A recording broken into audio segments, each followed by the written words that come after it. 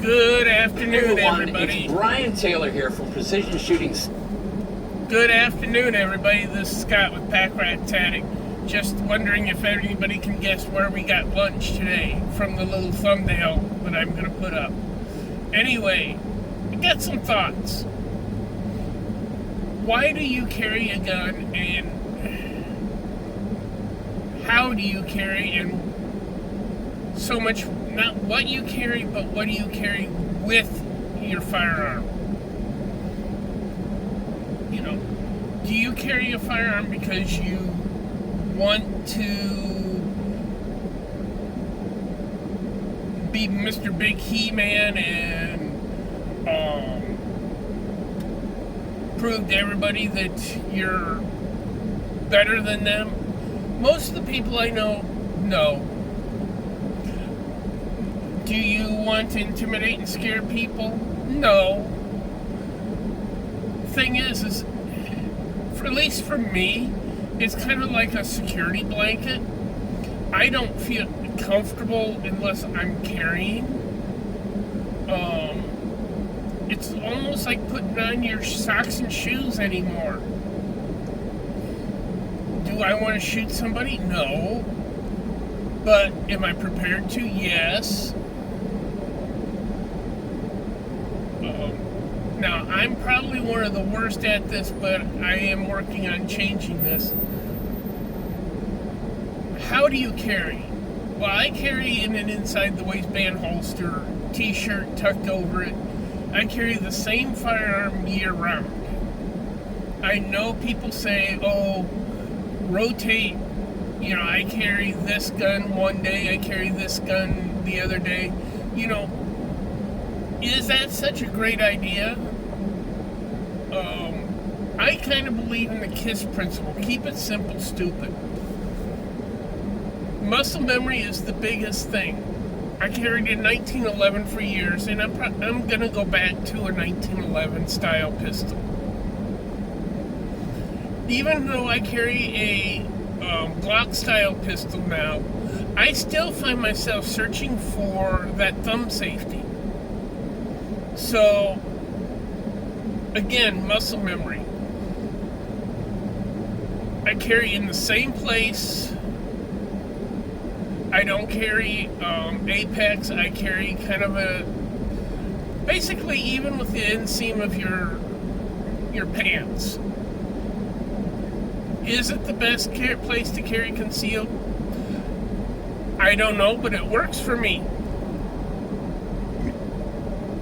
And really, that's all that counts. I've never had anybody notice that I'm carrying, or if they do, they really just don't care.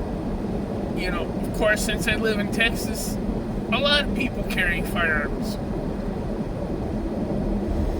You know, so if someone prints a little bit, I would say 90% of the people aren't going to say a jack squat nothing.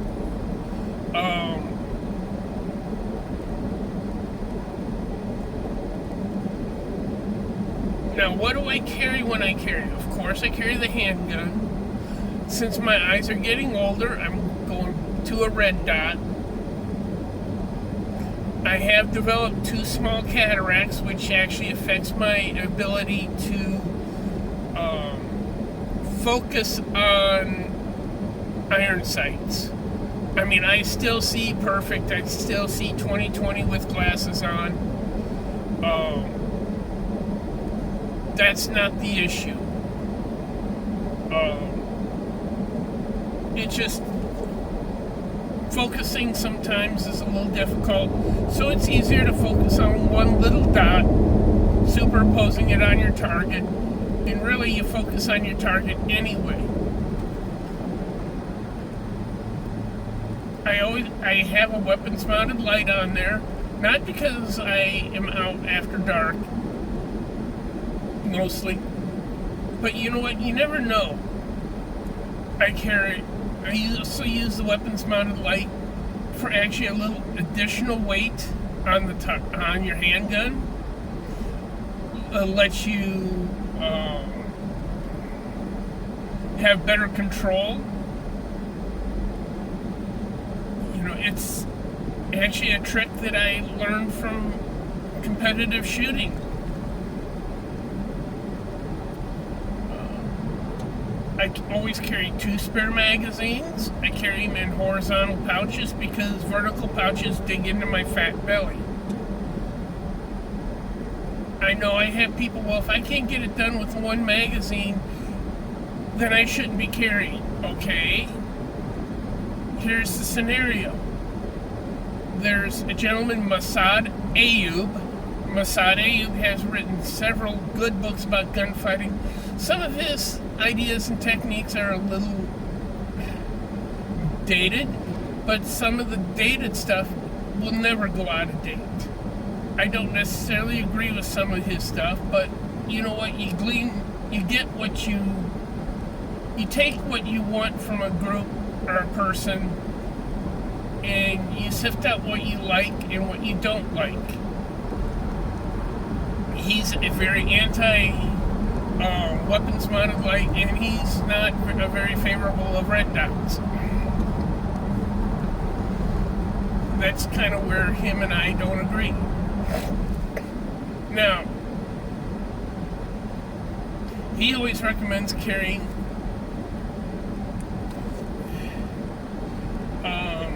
2 reloads, and the partially reason is not because you're going to get into a gunfight where you're going to run 30, 40, 50 rounds, but you know what? The quickest way to clear a malfunction is to do a reload.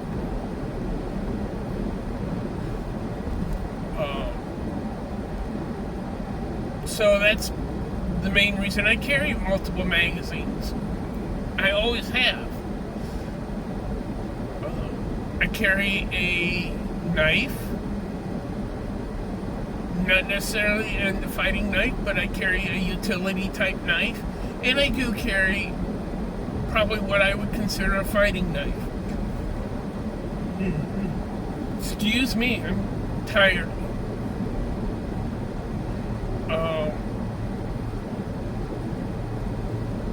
I carry a flashlight.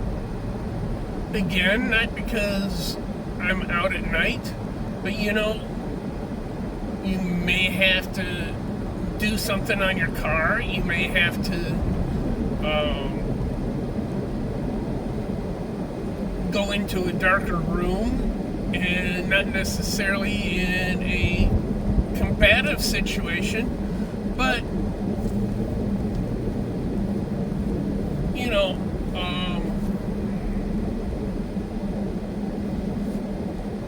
you may just need it for general purpose. You know, especially those of us that are getting older, we don't see it as well in darker rooms. I've had to use my flashlight to look. You drop something under a dark cabinet or something, well, you need a flashlight. Should always wear good footwear. Try to avoid flip-flops, because there are situations we get into where the old saying, feet don't fail me now. You know, if you can get out of a dangerous situation by exiting or leaving the area, you're better off.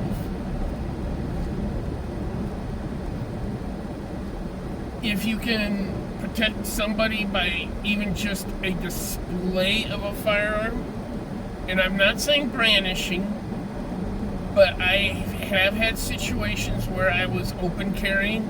I walked into a store, and the people that were in the store were getting ready to rob the place, and when they saw me with an open carry, they left. So, you know, open carry versus concealed carry has its pros and cons. I conceal carry nowadays because I can. Back when I open carried, there was no such thing as concealed carry.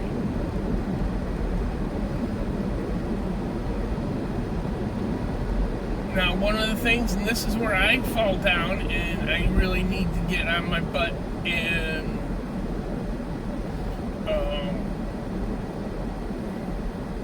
do more, is I need to get some more training. I need to train.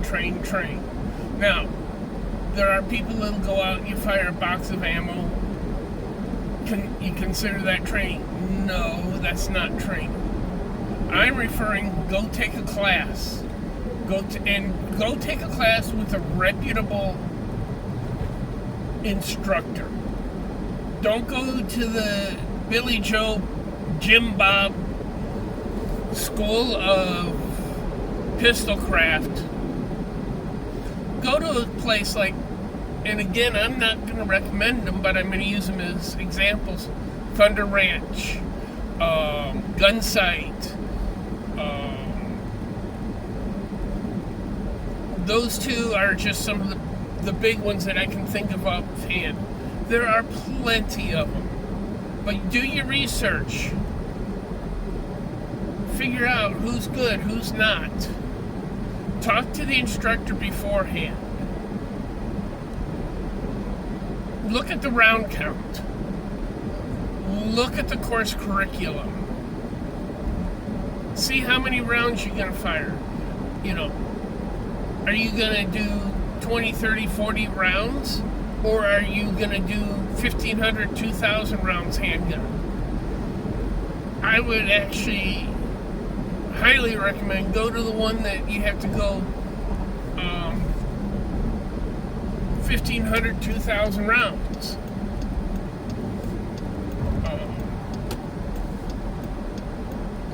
The best way to develop that muscle memory is not necessarily by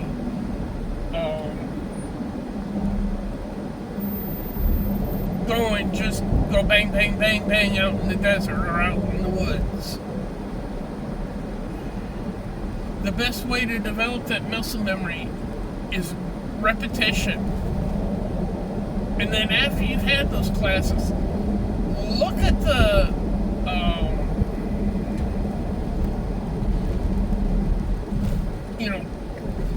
keep in mind those drills that they had you do. Repeat those drills.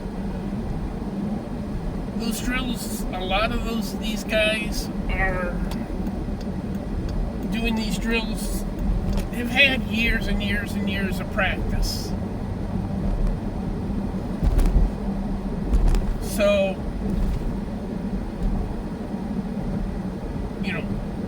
keep after, when you train with a purpose. Just don't go out and, okay, I'm going to go shoot some tin cans. The other thing, and this again, I fall down on this, and I've got the tools, and I need to start using them. Get yourself a dry fire device. I have 2 Mantis systems, which I honestly don't use, and I need to use them. They run you some drills, they run you some techniques, they do some awesome things.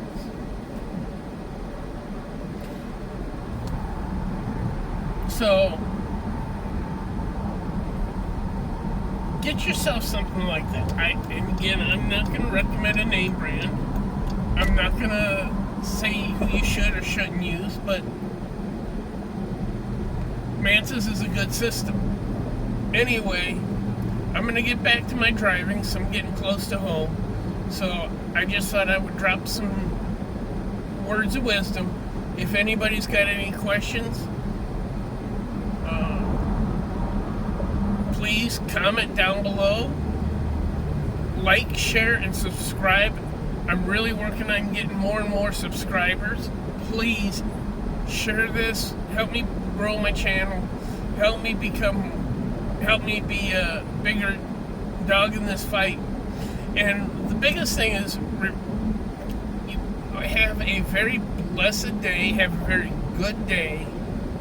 And always remember your ABCs. Always be caring. Thank you, and again, have a good day.